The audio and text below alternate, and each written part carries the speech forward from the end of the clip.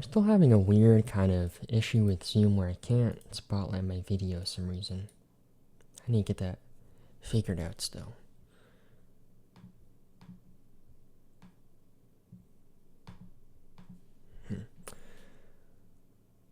Okay, well, today we're going to be going over the lecture for Lab 3, but before we do that, I want to talk about the first lab and a bit of the second lab too. Let me go to our page for today. So your first lab reports, I still have to grade. I know that, you know, most of you, if not all of you, are probably, you keep checking to see if I graded them, and I totally get that. I would do the same thing if I was you, but I don't have them graded quite yet. I'm gonna have them graded by this Saturday. Okay, that's the kind of deadline that I'm giving myself because I want to make sure that you can look at all my feedback and you can basically make some minor adjustments if you have to before you turn in your second lab this coming Monday. So again, I know you want to see your grades, and I totally get that, but I want to make sure that I give you good feedback on that first lab report. I say lab report or memo, same thing, but I want to make sure that I give you a lot of good feedback on that so you know what to do for all the other memos in the future.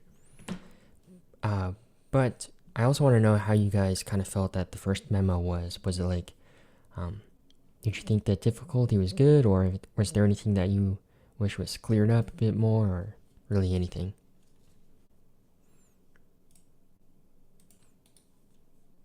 It was good. I liked how you walked us through the MATLAB procedure. That was really helpful. Okay, cool. Yeah, so I know I didn't do that for the second lab, but that was very, very similar for the data reduction. But if any of you have any questions on that, then make sure you ask in the Discord, and I can clear stuff up. Okay, so yeah, if there's no other comments, then I'm gonna take it as a good sign. But yeah, if you have any comments, make sure you let me know because I want to make sure that all of you guys you have like everything to give you the best opportunity to succeed. All right, and then the second memo, I'm kind of guessing, especially with all your midterms right now, that maybe a lot of you haven't gotten started on that yet. But if you have, how's that going too? It should be, very easy, I hope, It was quite because it's so simple. similar. Okay, that's good. Yeah. Yeah, there's not Calculation. much. What was that? Calculations weren't too difficult. So Okay, it cool. was nice. Yeah, there's not too much in that memo too that you have to do, so hopefully it's not too bad. Alright, so today we're going to be going over the beam lecture. So it's actually a pretty quick lecture compared to at least the first one. The first lecture that we had in the semester is kind of long, but most of them are not too bad. So the beam is going to be the third experiment that we kind of go over. And this is actually the last one that I did in person last year. Kind of, I don't know, ironic. It's been like a full year now. So before we get started with the lecture, like I usually do, I want to kind of give you an idea of what it looks like, what this experiment would look like. So basically what we have, let's go over here. We're going to have a beam. Let me go down. So this is the kind of beam that we have here, and we're going to have two loads that we put on this beam. And in the center here, we're going to have bending that occurs. So let's go back. So this is the beam that we actually have in the experiment. And it's an I-beam, so you'll see that we have this kind of I-beam cross-section here. And with this, we have a strain gauge on the bottom, and that's going to measure the strain, of course. And that's going to help us for some of our calculations later on that we're going to talk about in the lecture today to calculate the bending stress that's on this beam. So as usual, we have our setup here. You see it looks a bit different this time. So we would put the beam down here. And then we have two roller supports. I think in the handout it shows that there's a pin and a roller, but it's two roller supports. For this lab, it doesn't really matter what the supports are in the end. Let's see if we have any better pictures here. So this is a dial gauge. This is kind of an old school one. I mean, you can see how old it looks. It was terrible using these before. now we have some digital dial gauges, and basically they just tell us what deflection that we have. So I think it's in inches of microns. So basically the beam is going to deflect, and you can see where this little kind of, I don't know, pin is, for lack of a better word I can't think of right now. It would basically measure the deflection that's on the beam in the center.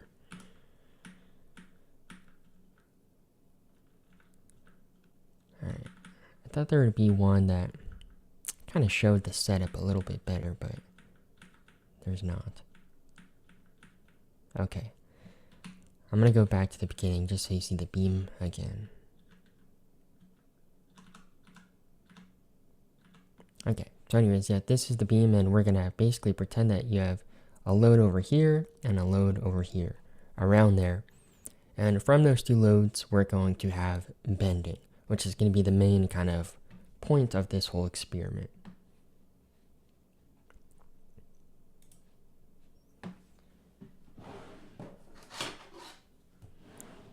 Let me get my ruler. So I've got a great example here, right? So we have our beam, and then we have two loads kind of going down here, and they're going to bend, and then we're going to basically look at that bending, at the maximum bending or deflection that we have there, and we're going to calculate basically the maximum bending stress that we have on the beam, and then the maximum deflection that we have, which is going to be obviously in the very center of this beam. So we're going to measure that maximum deflection, and we're going to basically look at theoretical calculations for the maximum stress and theoretical calculations for the maximum deflection, and we're going to compare that to what we actually can measure inside of the lab. So for the bending stress, we're going to be using that strain gauge that we have here, and we know the elastic modulus for the beam. It's 1018 steel, so we can then calculate what that bending stress is. And then for the deflection, remember, for that experimentally, we're going to be using a dial gauge. So that's basically the game plan. So let me start sharing my screen for my iPad. I need to make my other computer a co-host.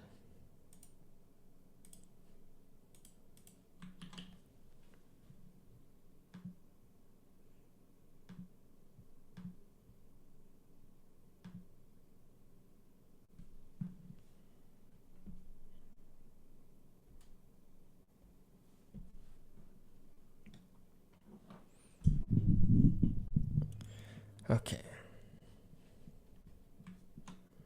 Let me move this over here.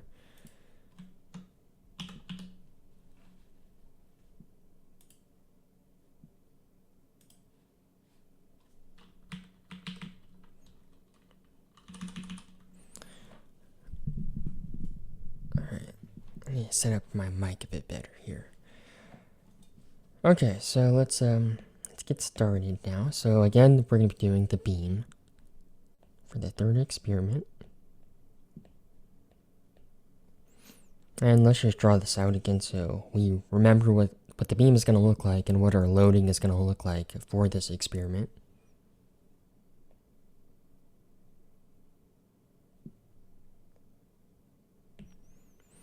Okay, so there's the beam, and what we're going to have is two loads on here. So I also uploaded the lab handout for this as well last night, so you can take a look at that if you want. And it basically will give you some of the numbers that we have.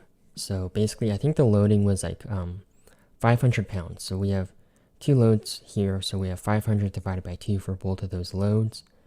And then we have these kind of section lengths A. So this is A. All of these are going to be A. And if I remember correctly, I think they're 4 inches. Let's actually check really quick. Oh, it's actually over here.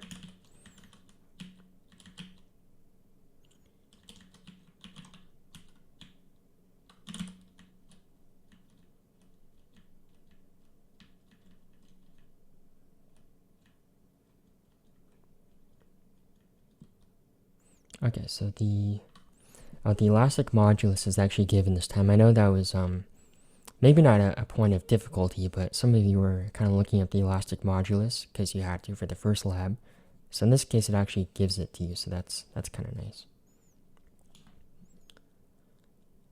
Oh, before I forget too, you see in this procedure it says the I-beam is not symmetric. For our calculations, we actually assume that it is symmetric. So in reality, it's not going to be exactly symmetric. And so I'm gonna give you some measurements for the I-beam, so you can use that for calculating your moment of inertia, which we'll talk about later. But just to say that now before I forget, for our calculations, we assume that the I-beam is going to be symmetric. Okay, I don't see the measurement right away, but you're gonna have the measurement for the length for A, so don't worry about that. And for the loading too. Okay, so we have those two loads. So we have P divided by 2, where P, that's the load. And then we have these different lengths of A, and they're all equal lengths. Okay, so from these two loads that we have, we're going to have basically this point of deflection that's going to be on kind of across the entire beam. But what we want to look at is this kind of centralized area here. So basically everything in there. So from our two loads that we have here, this kind of area in the center is going to be an area of pure bending. And from that pure bending, that's kind of an important topic for us today. And that's what we're going to be using to look at the bending stress that we have in this area and then the deflection that we have in that area.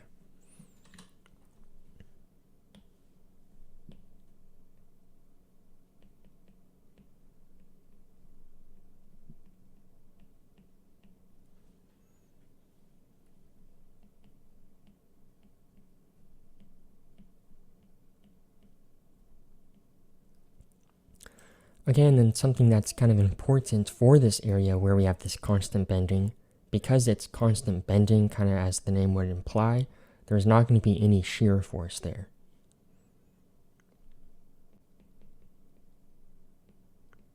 And basically that's just going to simplify our calculations because we don't need to think about if there's any shear that's occurring on in this area.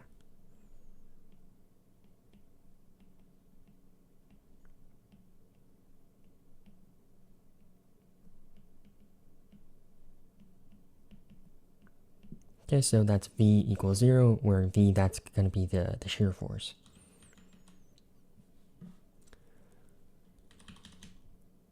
Okay, so basically just for, I guess, memory's sake, or if you want to kind of visualize this a bit better, this won't be a part of the memo. You don't have to do any calculations for this, but if you remember your shear moment diagrams, we can kind of draw that out for this experiment as well.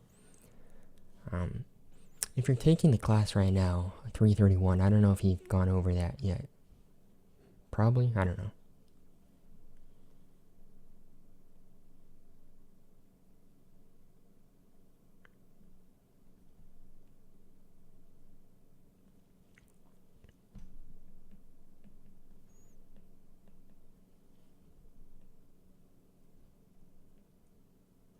Okay, so this would be the shear diagram that we have here. Let me do this. Basically, again, this is just to help you guys kind of visualize what's going on here. So that's the shear. We don't really care about that too much. What we care about is the moment. Because the moment is going to tell us where we have bending that's going to occur on this beam.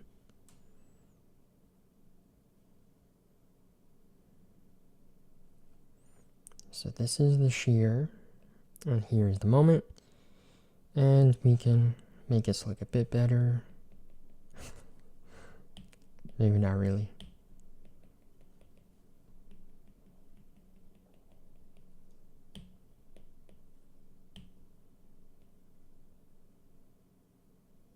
Okay, there we go.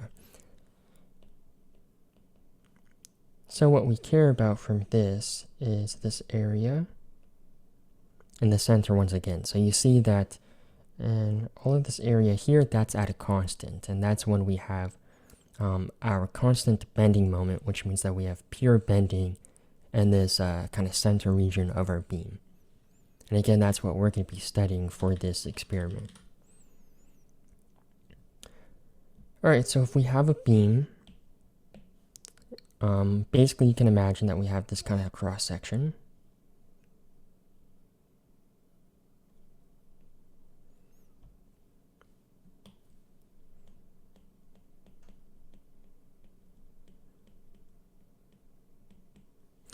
Okay, so you can imagine that we have this cross section here with a length of delta x, and you can basically imagine that we have all of these kind of fibers. That's the terminology that you'll probably hear in your textbook. So we have all of these longitudinal fibers here. And then if we were going to apply our load on this beam, and in this case we're looking at just that center portion of our beam, so basically the place where we have pure bending that's occurring, then we're going to see that the top part of this little cross section here, that's going to be put into compression, and the bottom part is going to be put into tension. So again, that's when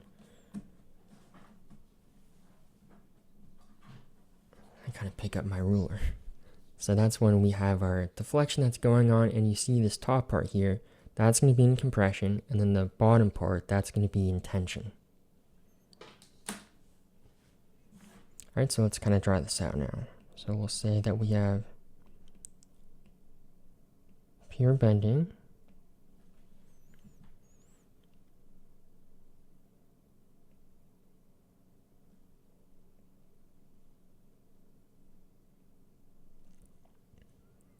so on this top part, again we have compression, so I'll say, how do I want to draw this? I'll say compression,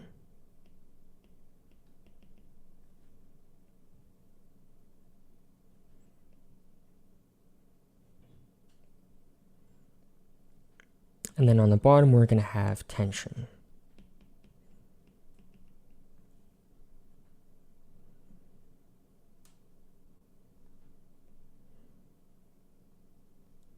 Okay, so these kind of longitudinal fibers on the bottom, they're going to be elongating since they're in tension, and the parts on the top, those longitudinal fibers, they're going to be kind of compressing or getting a little shorter because they're in compression. And there's going to be a point here where it's going to be drawn kind of crappy, but in gray there we have something called a neutral surface. And this neutral surface is going to be an area along the beam where we're neither in compression or tension. So we're kind of going from either compression to tension, or we're going from tension to compression. And on this neutral surface, it's experiencing neither of them. So it's those longitudinal fibers across this neutral surface, they're not changing at all, even when there's a load applied.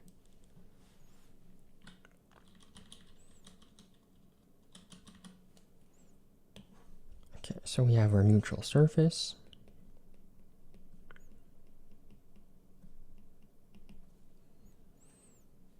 And this is going to be, let's say, a place where neither compression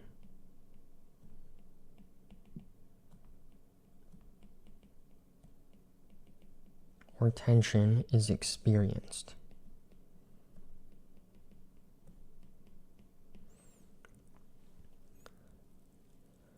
Okay, so then we'll say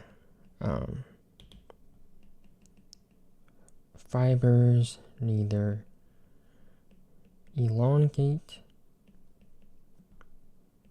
or shorten.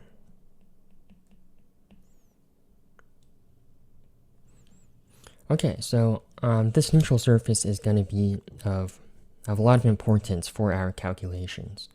So if you took 331, that's I think they call it stress mechanics now at school. Before it's called something different, but regardless, if you took 331 already, or you're taking it now, you might notice in your class you go in a lot more detail for the theory here.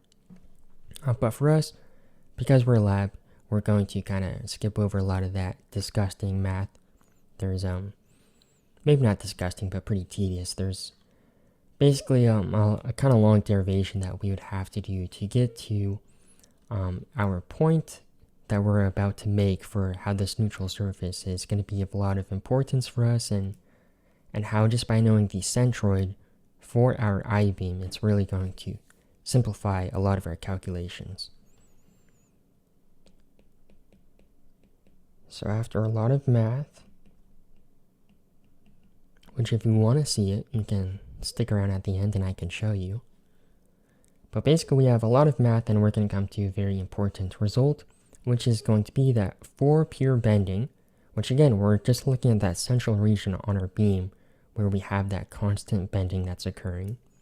So for pure bending, the neutral axis, which is an important value for our calculations, I say neutral axis or neutral surface, same thing.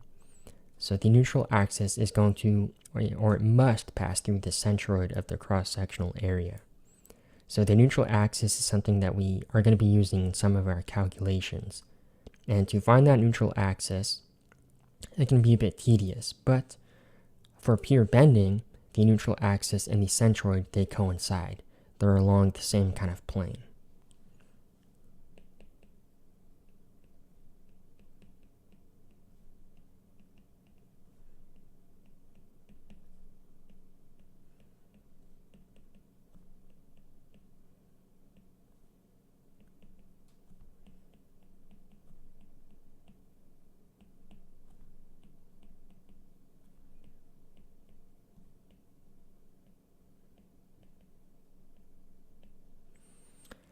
Okay, so if we can find the neutral axis, or in this case, if we can find the centroid for our cross-sectional area, then we can use that in our calculations. So again, finding the neutral axis depending on the geometry or depending on if you don't have pure bending, that can be a bit hard to find. But for us, since we're looking at pure bending, this neutral axis is going to be the same location, at least, where our centroid is. And we know how to find a centroid from our past classes. So even better though, remember I said that earlier we were going to assume that we had a symmetric cross section here. So we had a symmetric I-beam. And because it's symmetric, it makes finding our centroid really easy as well. So we can actually go through, the math to find the centroid with the equations that we have to do that. But if you have basically an unsymmetric cross section, if you've done it before that it can take kind of a while. It's kind of tedious. But since we're going to assume that our cross section is symmetric, the centroid is basically in this case going to be dead center on our I-beam. So let me actually draw this out.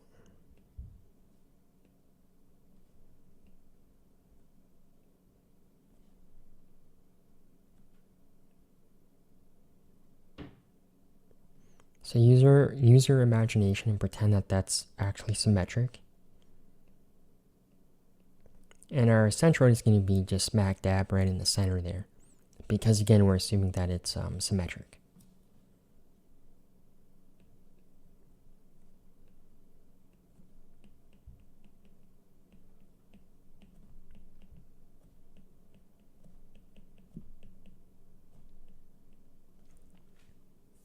Okay, so that's our centroid, and again, that's going to be the same as our neutral axis.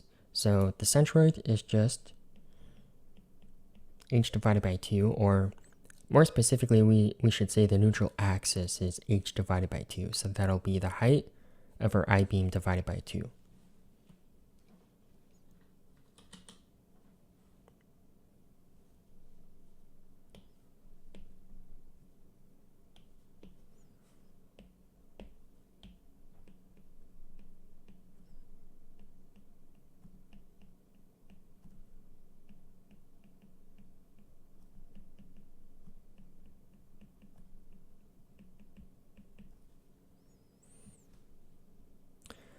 Okay, so again, this is going to really simplify our calculations now, because for equations to find the bending stress or the maximum bending stress, we have one of the kind of variables in there is the neutral axis, or the distance to the neutral axis. So now that we know that for pure bending, the neutral axis and the centroid coincide, we can easily use those formulas to find the bending stress at a certain point on our I-beam.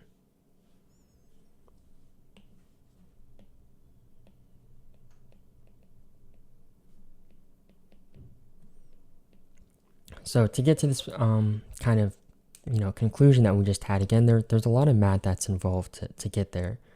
But in the end, what we get is that the neutral axis and the centroid coincide for pure bending. So again, if you want to see the math, I can show you after class if you want to kind of stick around for that. I'm going to guess that you don't, but if you do, I can show you. Alright, so I kind of leave all that theory for your class. Okay, so one of the things that we want to find in this experiment is bending stress. The other one is going to be the vertical deflection that we have. So the formula for bending stress is going to be sigma b equals m, so that's going to be our moment, times y divided by I. So I'll explain all of these symbols right now. So sigma b, that's our bending stress.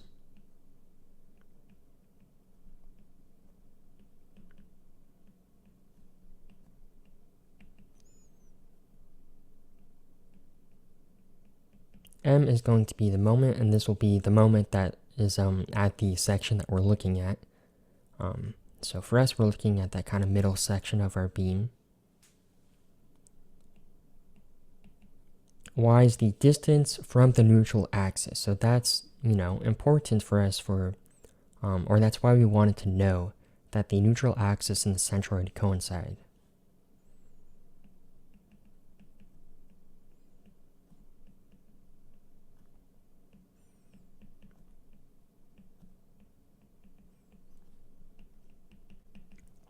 And then I is going to be the moment of inertia.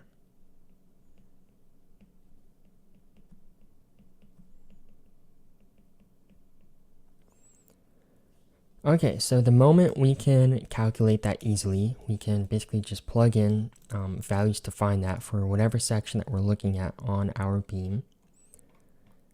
And I'll give you that a bit later on as well. And then y, so that's the distance from the neutral axis, so we can find that as well.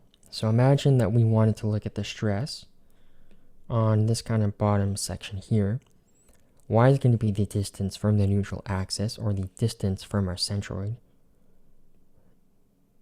So that'll just be that, that distance right there. And we can easily measure that, just by measuring our cross-section. And then I is the moment of inertia, and we can calculate that as well. And I'll give you the formula for that a bit later on too. So we have everything that we need now to actually find the bending stress at some point on our beam.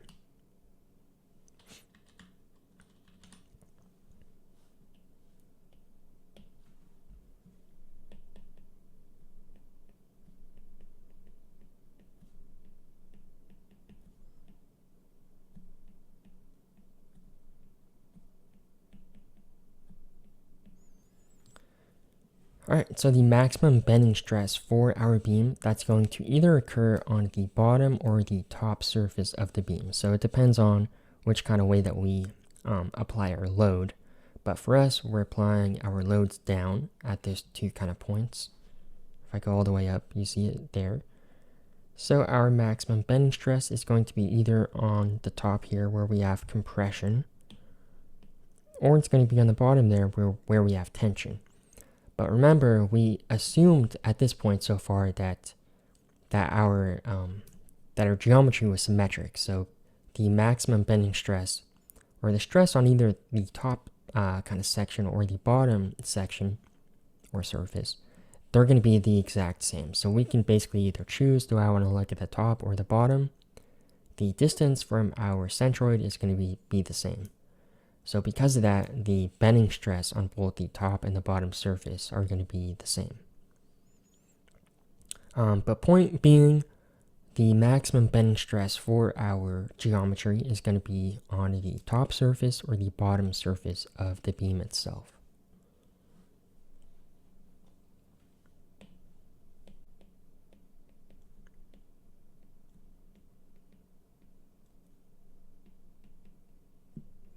So, in reality, it's not symmetric, our cross-section, so the maximum bending stress is either going to be on the top or the bottom, but it's going to be different, right? So this is actually going to be basically a point of error for this experiment, and that'll be something that you can talk about in your memo, and something that I actually expect you to talk about in your memo in the kind of discussion portion of the memo. So max bending stress either on the top surface or the bottom surface.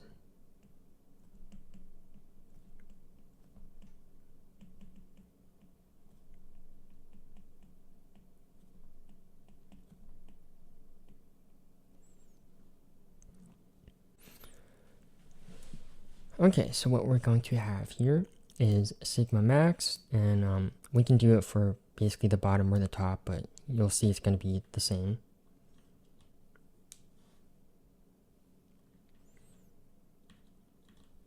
Okay, I wrote these equations a little weird, so I'm going to write a bit different now where it makes a bit more sense. So we have sigma b, and then I'm going to put theo for theoretical.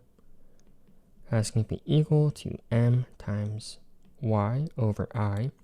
So that's what we already had before, written up here. But now I'm going to be a little more specific for what these values are.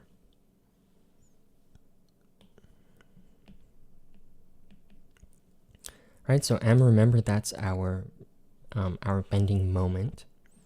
And in this case, that'll be p times a divided by 2. So that's our load multiplied by the length that we have for this section divided by 2. And then y, that's the distance from the neutral axis. That's going to be h divided by 2. So the height of our cross section divided by 2. And you can see, y right there to kind of visualize it a bit more. Alright, so you would take those and you would plug them in, and you could solve for the theoretical bending stress. So we haven't talked about the moment of inertia yet. That'll be at the very end. I'll give you that equation then. But we're going to have everything that we need now to solve for our maximum bending stress theoretically. So this is the theoretical calculation that you're going to have for this experiment. But we also need to do it for the experimental kind of method. Alright, so make sure that you have this formula, and more importantly, make sure that you know what the moment is and then what the distance to the neutral surface is. So that's just those two right there. What was A again? A is the distance for each kind of section that we have on the beam. So in this middle portion, that's A, and so are the other sections. But now we're looking at this section here, and that distance is A, which is, I think it's 4 inches, but it's either on the lab handout or I'm going to specify in the deliverables. Thanks.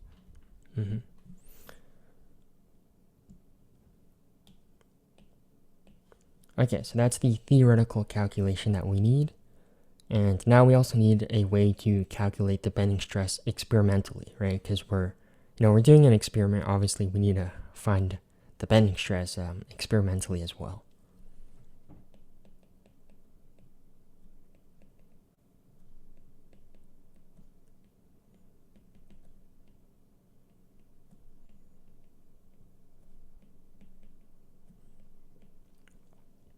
Alright, so remember that we have a strain gauge for this experiment. So you saw that in the beginning of class. I showed you a picture where the strain gauge was basically applied to the bottom surface of our beam. So, for this experiment, by putting that strain gauge there, we're kind of assuming that the maximum bending stress for our beam is going to occur on the bottom surface, because that's the only surface that we're looking at.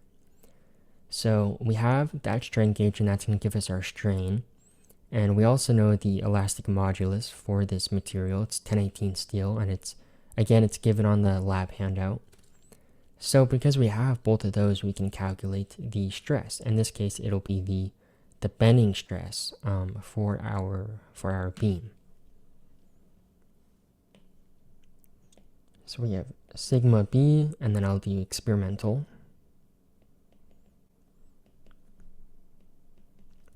That'll be equal to capital E multiplied by our strain. Then I'll do SG just so we know that that's from the strain gauge. Okay, so that's all you need. So really simple, right? So we have our strain gauge. Remember that gives us the strain directly in lab view, and it's measured in, or it has units of microns.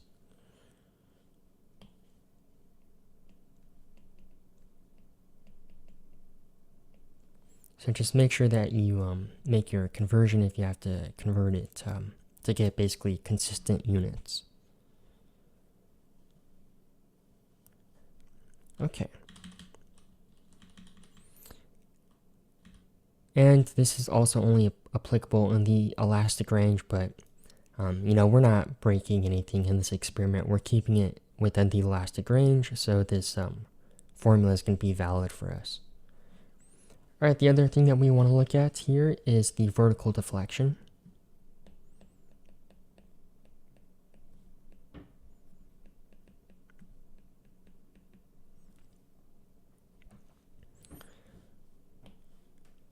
Okay, so we have our beam.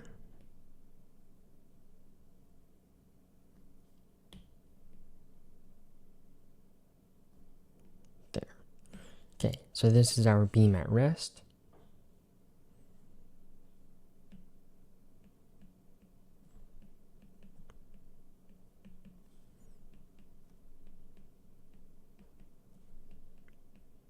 Okay, then we're going to apply those two loads that we have on the beam.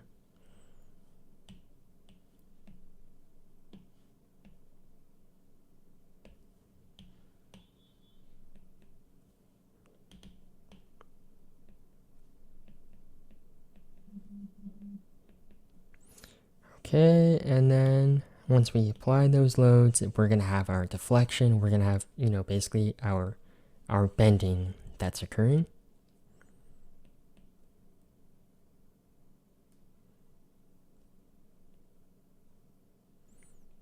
And to remember, it's going to look something like this. So we have this bending, and what technology? So we have this bending, and from this bending we have a point that's going to be our maximum vertical deflection.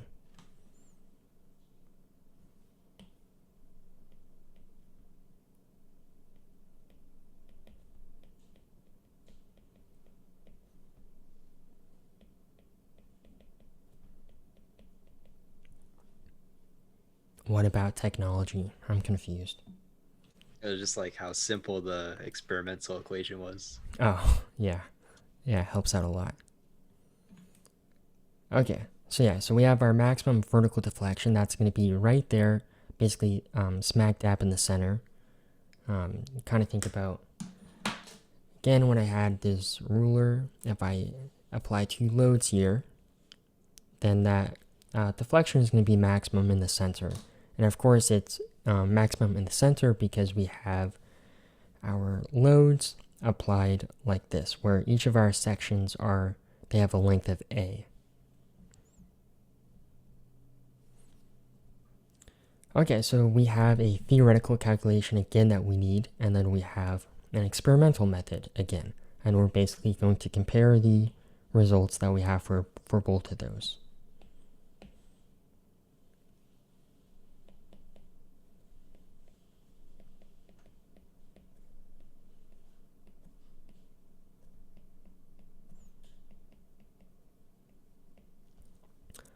All right, so the theoretical equation, I don't think I even ever, when I took this class, we didn't go over the derivation and It's not given in the handout, so basically there's going to be some hand waving here. I'm just going to give you the equation, but trust it, it's going to work out. So we have delta theoretical, so delta, that's going to be just our deflection.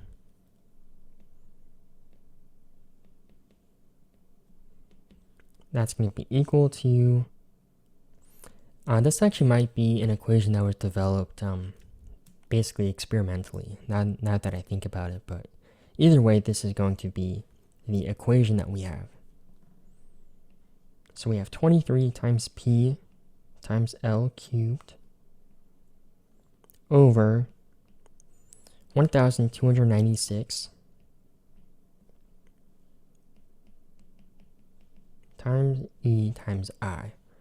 So P, remember that's going to be our load. L, that's the length of the beam. That's the total length of the beam.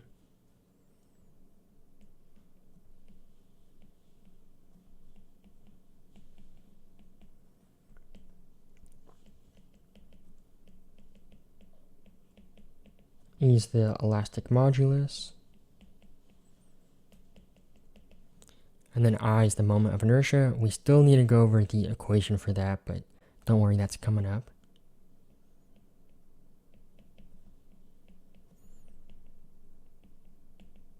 So we basically have everything that we need to calculate that maximum deflection. So, cool. Pretty simple to plug in for there. And then we have our experimental maximum deflection.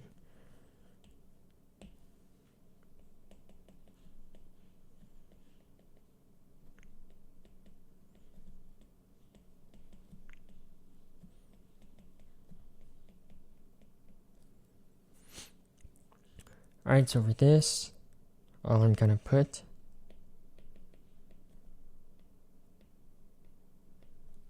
is dial gauge, because that's it. Somewhat similar to the strain gauge in I guess, use, is we're going to use this dial gauge, and it's going to directly tell us what that vertical deflection is.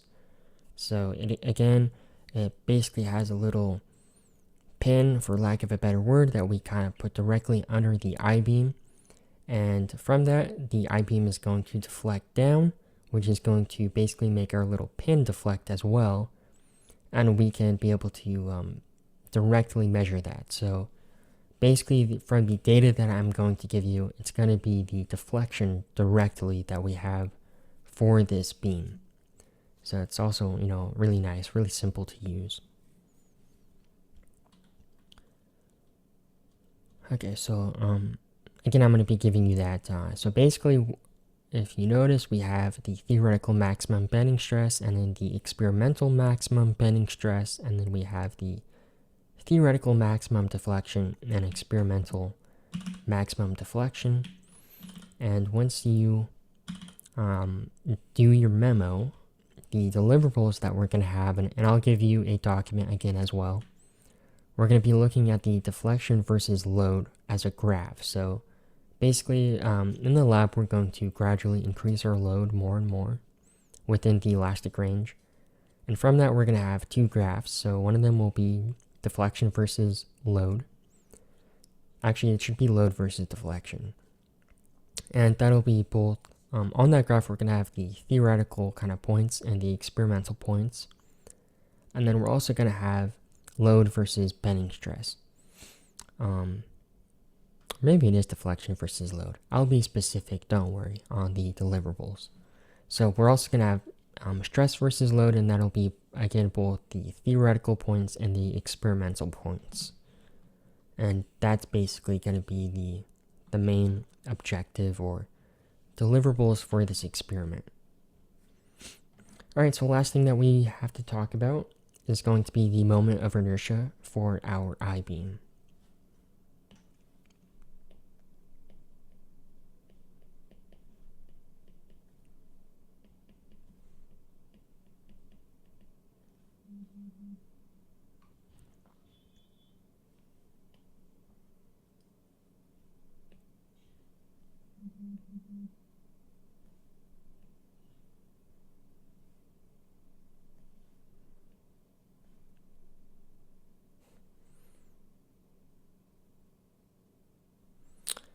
pretty shitty I-beam, but you get it. It looks like an eye.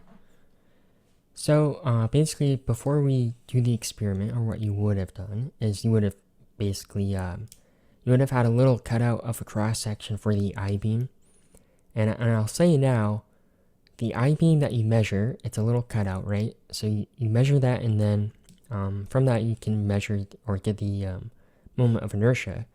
But that little cross section that you have is different than the I-beam that you're actually using for the experiment. So because of that right there, you have a source of error again.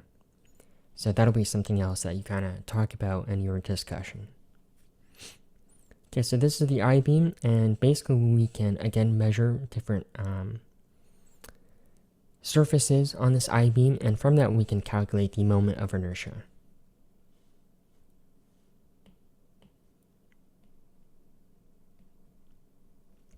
So I'm going to call that S. This will be D. And this will be B. And this will be H. So once you were, imagine you're in the lab, basically what we would do is we would measure, B on the bottom, and we would also measure on the top, and we would take the average of the two, because they are going to be a little different in actual practice. So far we've assumed that it's completely symmetric, but in practice it's not.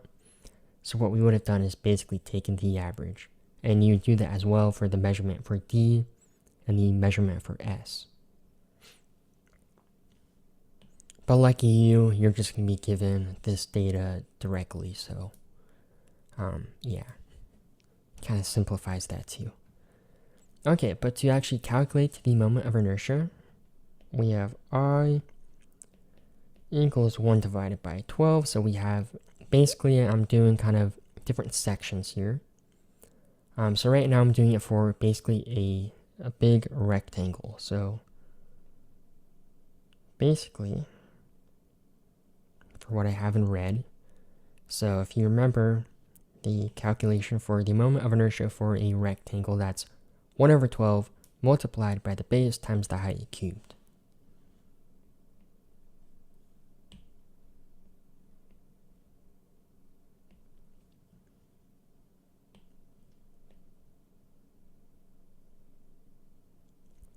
Alright, so that's that big rectangle in red, right? But basically what we have to do now is subtract out these little rectangles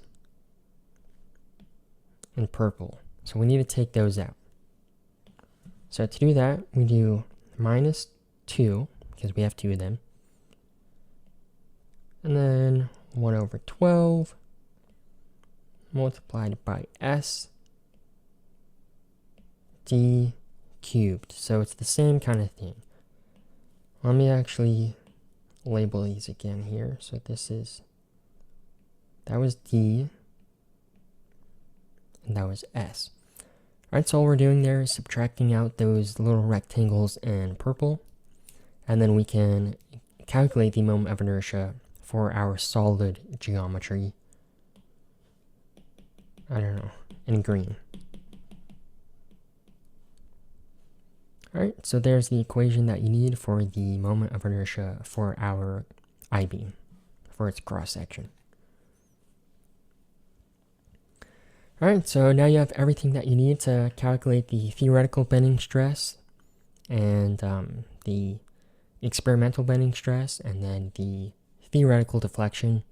Experimental deflection, again, we just get that number directly from our dial gauge. Alright, so that's it for today's lecture. But before we go, again, for anyone that wasn't in the beginning of class, your first memos, I haven't graded them yet. I'm going to give myself a deadline by this Saturday, so you'll have it by then. And I'm going to try to get it in before then too. But no promises, but it'll be done by this Saturday, so you can make any minor adjustments that you might have to make for your second memo before that's due on this coming Monday. And then for this experiment, we're going to do this kind of experiment next week, and then I'll give you the deliverables for this experiment. Okay, So that's all I have for today. So if you have any questions, stick around. But if you don't, then have a good day and have fun studying for all your midterms because you got a lot. So are the deliverables going to be up next weekend for this one, or was it later this weekend? I'll give you the deliverables for this experiment next Monday. Okay, cool. Mm-hmm. Alrighty, thank you. Mm-hmm. I have Have like a good Thank a, you, Professor. Yep. I have like a general question. Okay.